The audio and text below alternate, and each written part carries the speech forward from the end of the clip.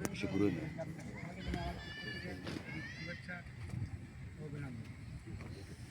Cricket টুর্নামেন্টটা, cricket খেলাটা আমার প্রিয়, খুব ভালো একটা খেলা। খেলাটাকে আমি ধন্যবাদ জানাই এই আয়োজক বিন্দুকে, যে সিজন 2 যেভাবে হচ্ছে আগামীতে এর থেকে আরও ভালোভাবে হয়। কারণ খেলার ভিতরে থাকলে আছে মানুষ তাদের কি বলে যে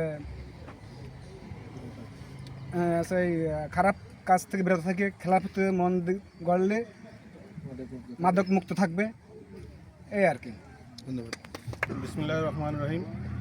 আপনারা জানেন মনিরামপুর থানায় সর্ববৃহত্তম থানা, এই থানায় একটি মাঠ আছে, সেটা হচ্ছে মনিরামপুর পাইলট স্কুল মাঠ।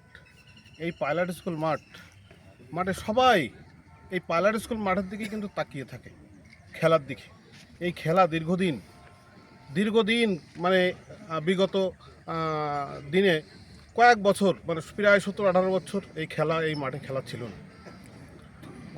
গত বছর আমরা সিজন 1 দিয়ে শুরু করছিলাম, যে মাদকমুক্ত মনিরামপুর গড়ার জন্য এই যে যুব সমাজ মাদকের দিকে ধাবিত হচ্ছে, এই মাদক থেকে যুব সমাজকে রক্ষা করার জন্য এবং আমাদের এই মাঠকে সৌন্দর্য বাড়ানোর জন্য, সেই বিগত দিনে যে সৌন্দর্য খেলা ছিল সেই সৌন্দর্যটাকে ফিরিয়ে আনার জন্য আমরা গত বছর শুরু করেছি।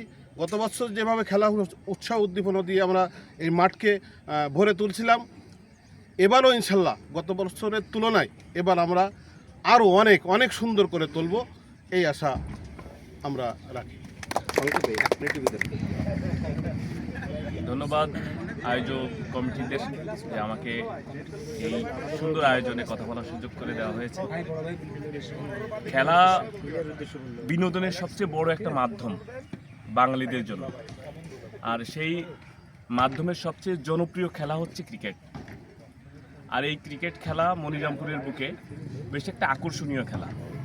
সিজন 1-এ যেমন আমাদেরকে বেশ আনন্দ দিয়েছিল, আমরা আশা করছি সিজন 2-তেও আয়োজক কমিটি আমাদের আরও চমৎকারভাবে আনন্দ দিবেন, এই বলে আমার বক্তব্য শেষ করছি।